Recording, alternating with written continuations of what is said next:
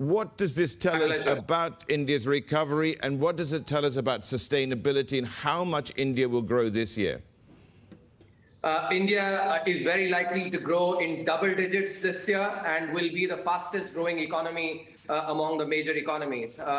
India has had the fourth consecutive quarter of positive growth, and I think therefore has been a positive exception in its growth patterns. Definitely, I expect, not just for this year, but coming year as well, high growth, and in this decade because of the significant reforms that we've launched amidst the COVID pandemic. Subramanian, tell us a little bit about your reaction to what Jay Powell from the Fed had to say about perhaps a faster tapering of bond asset purchases and perhaps interest rate hikes coming sooner rather than later. Here, India has been an exception because we have focused not only on prudent demand management, we've also focused on supply. If you look at every other economy, advanced economies and emerging economies, they're actually having very high inflation prints because they have only followed the Keynesian prescription of increasing demand, while India has focused on supply as well with enough foresight, and that is why we're actually keeping inflation low. Therefore, I do not think that monetary policy will have to be in conflict with fiscal policy in India, as opposed to those in other economies where monetary policy will have to unwind the demand push that has been given by fiscal policy. I don't think that will be a case in India. Okay, so no conflict, but how much does the new variant complicate things for the RBI?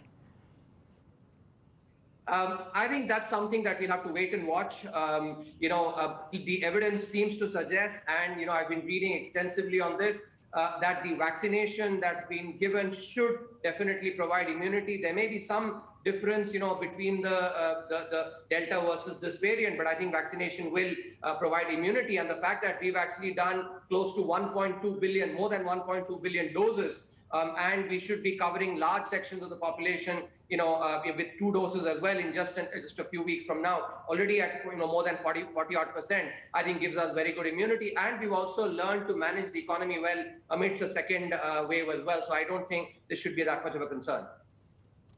Well, looking ahead to 2022 too, and we get the budget in February, it's really not that far away, less than 2 months. What do you think are going to become of the key policy measures here? One of the key things would be laying out the path for fiscal consolidation. India's fiscal policy has made a big change in focusing on capital expenditures. This year, in the first half, capital expenditure grew by 38% compared to last year. And even compared to the pre-pandemic year, it grew at about 25%.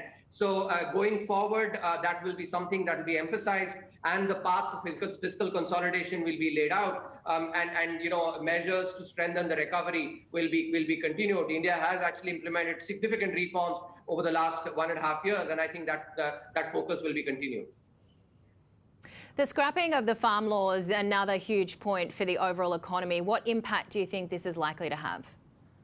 I think that's a good question. I would allay any fears of that particular move affecting reforms in other sectors, because not only in India but in every democracy, agriculture and farming actually evokes emotion that is very different from other sectors. And in any democracy, reforms have to actually be seen through the lens of political economy. So what applies for agriculture will not apply to other industry or services either. So I don't think reforms there will be impacted at all.